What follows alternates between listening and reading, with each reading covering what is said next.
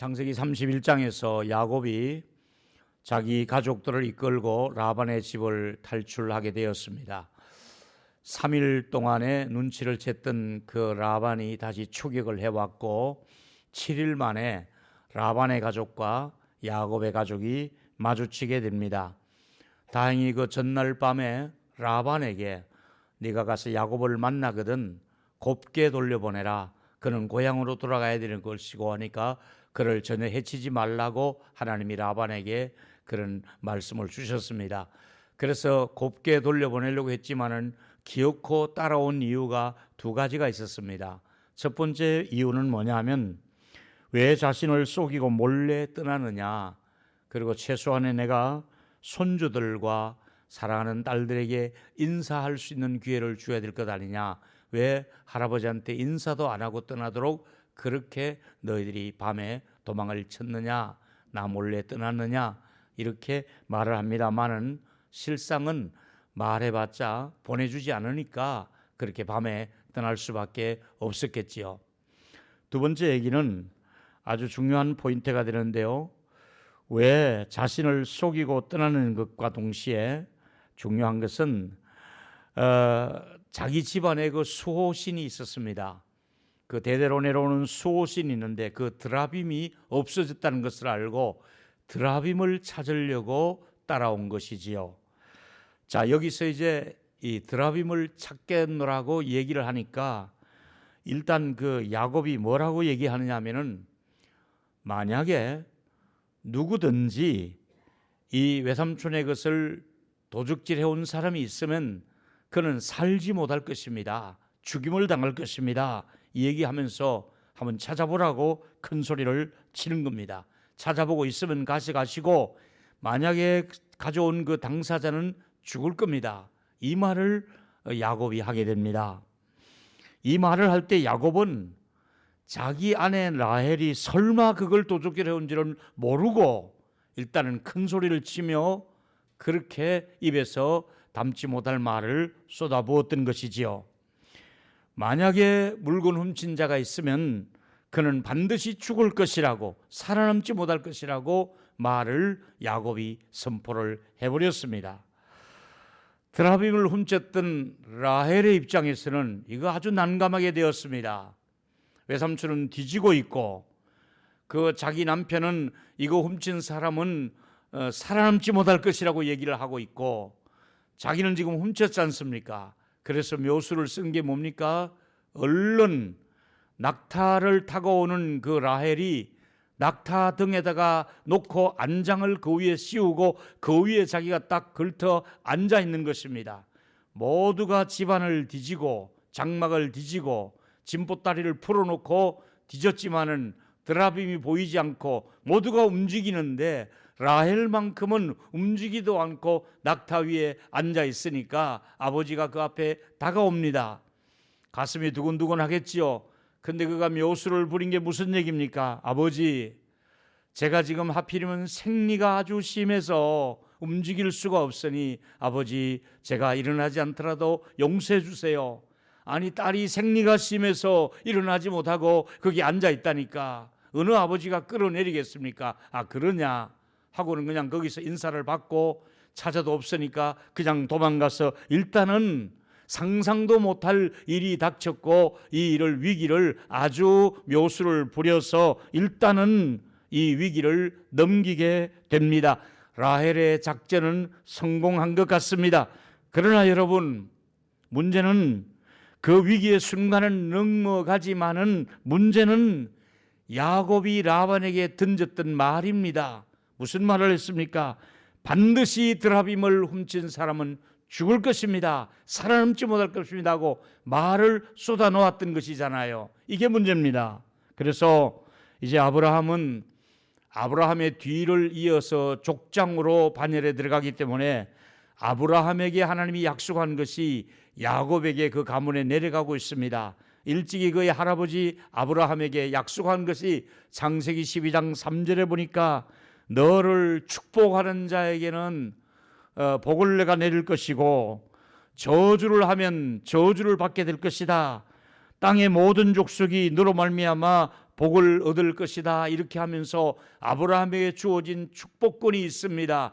아브라함이 축복하면 모든 주변 사람이 복을 받게 될 것이고, 아브라함이 만약에 저주를 하면 저주받을 일이 생긴다는 것을 말씀하며, 다시 말하면 이 축복과 저주권이 족장에게는 있다는 사실입니다. 이것도 모르는 야곱은 그야말로 자기 아내가 설마 그것을 훔쳤으려고 생각지도 못하고 그야말로 저주를 퍼부었던 것이죠. 찾으면 도적질한 사람은 살아남지 못할 겁니다. 죽을 겁니다. 이 말을 하게 됩니다. 야곱이 말하는 축복과 저주에는 하나님께서 정권을 그에게 일임해 주신 것이기 때문에 그의 입에는 축복을 하면 축복이 이루어지고 그가 저주하면 저주가 임한다는 사실을 말씀을 드리고 있습니다. 야곱은 추워도 라헬을 생각하고 이 말을 한 것은 아니었습니다. 그리고 죽게 된다는 말을 선포하고 넘어갑니다. 여기서 여러분, 라헬이라고 하는 이름의 뜻을 이번에 말씀드립니다. 암양이라는 뜻입니다. 그 라반이 아이를 낳았을 때 딸아이입니다. 이 아이의 이름을 뭐라고 지을까요? 이 아이 이름을 암양이라고 지어라. 새끼 잘 놓는 양이 되라고 암양이라고 이름을 지었습니다. 근데 여러분, 여기서 이 암양을 죽도록 만든 사건이 바로 지금 야곱이 퍼부었던 저주권과 연결이 되고 있습니다. 자, 여기서 야곱은 이제 목동 출신으로서 양을 많이 키워왔습니다. 창세기 31장 38절에 보니까 내가 20년 동안을 외삼촌 집에서 양을 키웠습니다. 암양들이나 암염소들이 한 마리도 낙태시킨 일이 없이 짐승들이 새끼를 놓을 때는 새끼가 죽어서 나올 수도 있고, 또 나오는 중에 이 어린 새끼가 죽을 수도 있습니다. 애미가 죽을 수도 있습니다. 근데 외삼촌께서 내게 맡긴 양들 가운데 한 마리도 나는 어린 양을 낙태시킨 적도 없고 억울하게 죽는 일이 없었습니다. 이렇게 목동으로서 양을 잘 관리해 온 것이 이 야곱이었습니다. 근데 짐승은 새끼를 놓을 때 죽을 수도 있는 확률이 있는데도 불구하고 한 마리도 그는 죽이지 않았다고 외삼촌에게 말을 합니다. 근데 이제 시간이 지나서 오늘의 본문은 좀 건너뛰면 약복강 나루에서 야곱이 씨름을 하고 그 다음에 이제 쭉 가족들을 데리고 돌아가는 길인데, 문제는 사랑하는 라헬이 요셉이라고 하는 아주 사랑받는 아들을 낳았습니다. 둘째 아이를 가지고 얼마나 좋아합니까? 배가 만삭이 되어서 그야말로 애인 올 쯤이 되었는데 계속해서 이제 길을 가다 보니까 너무 길 가는 도중에 노중에 너무 힘들었던지 그야말로 임신한 이 아이가 정말 난산을 하게 되는 이런 상황을 맞이하게 됩니다. 그래서 35장 16절 이하의 말씀 보니까 베델에서부터 길을 떠나 쭉 가는데 얼마간 거리를 둔 곳에서 라헬이 해산을 하게 되어서 심히 고생한지라. 그때는 가까운 산부인과가 있을 리가 없지 않습니까? 길 가다가 아주 고통스럽게 아이를 길 주변에서 낳게 되는데, 마침 어떻게 산파가 달려왔고 산파가 그 아이를 받으면서 아들을 낳았다고 얘기를 하는데, 이 엄마는 아들을 낳았다는 말에도 기쁨을 놓치고 맙니다. 어떻게 말합니까? 죽어가면서 베논이라고 이름을 부를 때 아버지가 베냐민이라는 말을 지어주면서 엄마는 어린 핏덩이를 남겨놓고 라헬은 길에서 아이를 낳다가 죽고 말았습니다. 야곱의 입에서 선포한 말대로 이 사건은 우연이 아니라 반드시 드라빔을 훔친 사람은 살아남지 못할 겁니다. 죽을 겁니다 하고 선포했더니 결국은 자기 아내는 이렇게 마지막 운명을 거두고 말았습니다. 여러분, 그동안 야곱은 단 한 마리의 양도 놓치지 않고 양새끼들을 잘 보호하고 살려냈는데, 이번에는 자기의 아내만큼은 살려내지를 못했던 것 같습니다. 그래서 결국은 아이를 낳다가 그 엄마는 라헬은 죽고 만 것입니다. 자, 여기서 야곱이 라헬이 드라빔을 훔칠 줄도 모르고 죽을 것이라고 했던 이 말이 결국은 야곱의 말대로 그의 아내는 죽고 만 것입니다. 뭘 말해주고 있습니까? 성경은 죄를 지으면 죽는다는 원리를 그대로 보여주고 있는 내용인 것입니다. 죄인은 하나님의 심판을 반드시 받게 되어 있다는 것을 보여주는 사건입니다. 그래서 라헬은 자기의 지은 죄를 사람들 앞에는 속일 수가 있었습니다. 그의 아버지는 속였습니다. 낙타 한 장 밑에 깔고 숨겼습니다. 그러나 하나님은 숨겨놓은 그 죄를 모를 리가 없습니다. 첫 번째는 우리 모두에게 우리 죄를 위해서 대속해 주실 분이 필요하다는 사실입니다. 내가 지은 죄를 대신해서 속죄해 주실 분이 필요하다는 얘기입니다. 이제 이 사건과 연결해서 제가 야곱과 그 형 에서와의 관계를 한번 풀어보겠습니다. 이제 외삼촌의 집을 떠나서 고향으로 가는데 가장 부담스러운 것은 맞닥뜨리고 싶지 않은데 맞닥뜨려야 될 사람은 형 에서가 아닙니까? 형 에서는 20여 년 동안 분노를 풀지 못하고 가슴에 한을 가지고 동생 에서가 돌아오기만 하면 내가 그냥 두지 않겠다는 겁니다. 첩보에 하면 저쪽에 400명의 군사를 거느리고 야곱을 오기를 기다리고 있다는 것이잖아요. 얼마나 두렵고 떨리는 야곱이겠습니까? 그래서 두려운 가운데 야곱이 이런 기도를 하게 됩니다. 창세기 32장 11절이죠. 내가 주께 간구하오니 내 형의 손에서 에서의 손에서 나를 건져내시옵소서. 내가 두려워하는 것은 그가 와서 나와 내 처자들을 칠까 겁이 나기 때문입니다. 아직 어린 이 자식들 그리고 4명이나 되는 이 아내들을 형이 화를 풀지 못하고 아이들 우리 가족을 다 몰살시키면 하나님 제가 너무 두렵습니다. 이거 좀 막아주십시오. 이러면서 20년의 세월이 흘렀지만은 자기를 죽이려고 기다리고 있는 그 형을 생각할 때마다 만난다는 것이 얼마나 두려운 만남이 되겠습니까? 그래서 풀리지 않는 형의 그 노, 다시 말하면 부자가 되어서 그야말로 금이환영하고 싶었지만은 야곱에게 가장 걸림돌이 되는 것은 형님이 화를 풀지 않고 있다는 사실입니다. 자기 가족까지 위태롭게 생명을 그렇게 보존하기가 어렵게 된다는 사실을 알고 그는 깊이 생각합니다. 어떻게 해야 살아남을 것인가? 깊이 생각한 나머지 형님의 분노를 누구로 드릴 수 있는 것이 뭐가 있을까 생각한 것이 바로 형님을 위해서 예물을 앞서 보내자, 예물을 준비한 겁니다.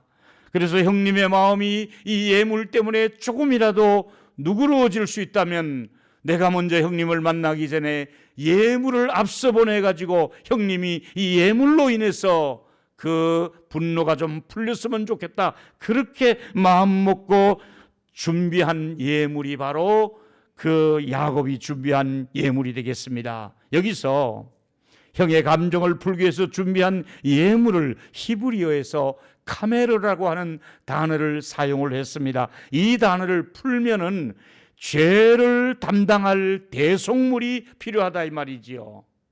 속이기는 자기가 형을 속였지만은 나를 대신해서 대속해 줄 수 있는, 대신해서 용서를 받을 수 있는 화해의 제물이 필요하다 이 말이지요. 그래서 그야말로 화해하고 싶은 마음으로, 형님의 마음을 풀고 싶은 마음으로 예물을 준비했는데 이것이 바로 대속을 위해서 예물이 필요하다 하는 것을 알고 예물을 준비한 것입니다. 목적은 화해와 용서를 목적으로 해서 예물을 준비한 것이지요. 엄청난 예물을 그래서 준비하게 됩니다. 먼저 암염소를, 좋은 놈을 200마리를 고릅니다. 그리고 거기다 수염소 20마리를 끼웁니다. 거기다가 또 암양을 200마리를 또 고릅니다. 그리고 또 거기다가 수염소를, 수양을 20마리를 또 넣습니다. 거기다가 낙타를 30마리를 세웁니다.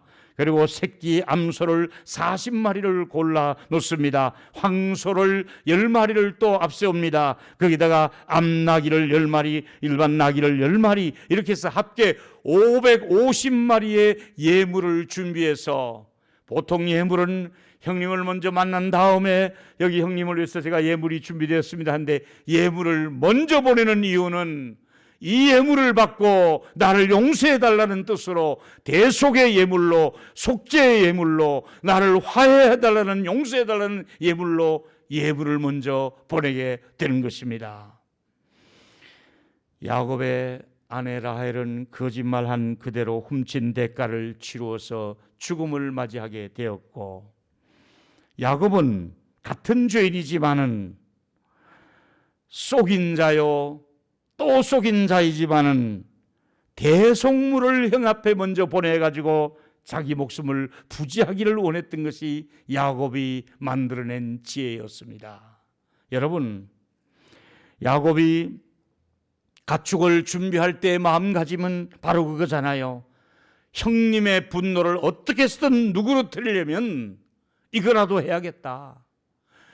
혹시 내가 지은 죄가 크지만은, 형님을 속이고 왔지만은, 이거라도 내가 550마리 양을, 떼를 비롯해서 이걸 보내드리면, 가축을 보내주면 형님이 이걸 보고 마음이 풀리지는 않을까, 이 생각을 야곱은 하게 된 것이지요. 예수님이 오신 목적이 대속물이었습니다.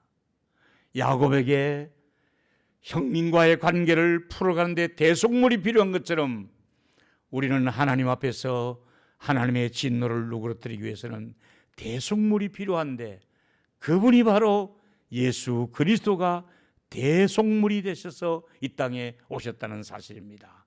할렐루야. 두 번째 말씀을 나누겠습니다. 우리 모두는 예수님의 죽으심 때문에 이제 살 수 있다는 것을 우리에게 말씀해 주고 있습니다. 그분은 이사야 선지에 의하면 이렇게 기록되었습니다. 이사야 53장 5절 이하의 말씀해 보니까, 그가 찔림은 우리의 허물 때문이요.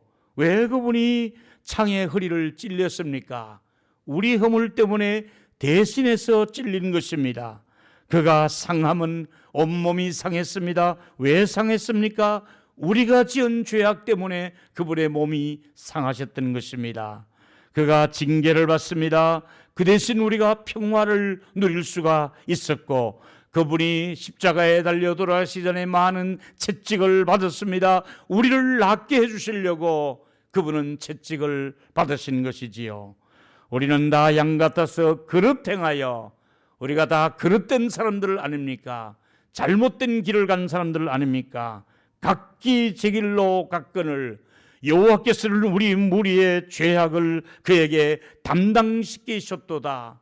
죄는 우리가 지었는데 우리의 모든 죄를 예수님에게 담당을 시키셔서 네가 대속의 죽음을 주겠다고 주님이 말씀해 주신 것이지요. 그렇습니다. 예수님 오시기 전에 이사야는 700년 전에 이 말씀을 예언했습니다마는 예언 그대로 예수님은 우리의 죄를 담당해 주셨습니다. 그리고 죽임을 당하셨고 그대로 그 예언이 이루어진 것이 아니겠습니까? 여러분, 죄를 감추고 살아가는 우리들의 죄를 대신해서 예수 그리스도께서 대속의 제물이 되어 주셔서 내가 감추어 놓은 죄, 깔고 앉았었던 그 죄, 남에게 보이지 않았던 그 죄들을 나를 대신해서 십자가에 예수님이 다 담당해 주신 사건입니다. 그래서 우리는 라헬의 죄나 야곱의 죄나 우리의 모든 죄는 죄의 삭선 사망이라고 선고가 내렸지만은 우리의 죄를 용서하실 목적으로 우리를 위해서 예수 그리스도께서 죽음을 맞이하심으로 우리의 죄를 속죄했다는 사실 앞에 감사할 수 있는 저와 여러분이 되기를 축원하겠습니다. 그렇습니다. 그래서 바울은 갈라디아 3장 13절에 아주 귀한 말씀을 하셨습니다. 그리스도께서 우리를 위하여 저주를 받은 바 되사 내가 받아야 될 저주를 그리스도께서 대신 받으셨고 율법의 저주에서 우리를 속량 죄값을 다 지불하셨으니 기록된 바 나무에 달린 자마다 저주 아래 있는 자라고 말씀하시면서 중요한 원리는 우리가 다 저주의 대상자요 하나님의 진노를 받아야 마땅한 사람들인데 우리 주님께서 십자가에 달려 죽으심으로 저와 여러분이 받을 모든 저주를 다 담당했다는 사실을 믿으시기를 축원하겠습니다. 죄를 담당했습니다. 우리는 이제 저주의 대상자가 아닌 것입니다. 그래서 우리는 예수를 믿으면 죽음에서 영생을 옮길 수가 있습니다. 우리 모두는 저주 대신에 축복으로 우리를 교환해 주신 것이 바로 예수님의 십자가 사건이 되겠습니다. 우리에게 심판 대상자가 구원의 대상자로 우리의 신분이 바뀌어졌습니다. 하나님의 진노를 달래려고 예수님이 대속의 죽음을 죽으셨다는 사실입니다. 그래서 하나님이 친히 준비해 주신 사건, 그것이 바로 이 땅에 예수 그리스도를 보내주신 사건입니다. 크리스마스의 본질이 바로 예수 그리스도께서 이 땅에 우리의 죄를 담당하시기 위해서 오셨다는 사실입니다. 그래서 우리는 대속의 죽음이 십자가에서 성취되었던 것을 우리가 알 수가 있습니다. 라헬과 같은 날 위에, 그리고 야곱과 같은 날 위에서, 사망의 자리에 있는 나를 위해서 생명의 자리로 옮겨주신 분이 예수 그리스도이십니다. 요한복음 5장 24절을 다 같이 한 목소리로 또 읽었으면 좋겠습니다. 시작. 내가 진실로 진실로 너희에게 이르노니 내 말을 듣고 또 나 보내시는 이를 믿는 자는 영생을 얻었고 심판에 이르지 아니하나니 사망에서 생명으로 옮겼느니라. 할렐루야. 우리는 심판의 대상자가 아니라 사망의 자리에서 생명의 자리로 옮겨놓은 상태가 예수 믿는 사람들입니다. 예수 믿는 사람에게는 심판이 아니라 생명의 자리로, 사망에서 생명으로 옮겨진 신분인 것을 우리는 그대로 받아들이시기를 바라겠습니다. 우리가 천국에 입주할 수 있도록, 그곳에는 우리가 아파트값이 올라가지 않도록, 전월세로 고생하지 않도록, 이사 다니지 않도록 하나님께서 완벽한 내 아버지 집에 거할 곳이 많도다가 말씀하시며 우리를 천국으로 인도해 주실 것입니다.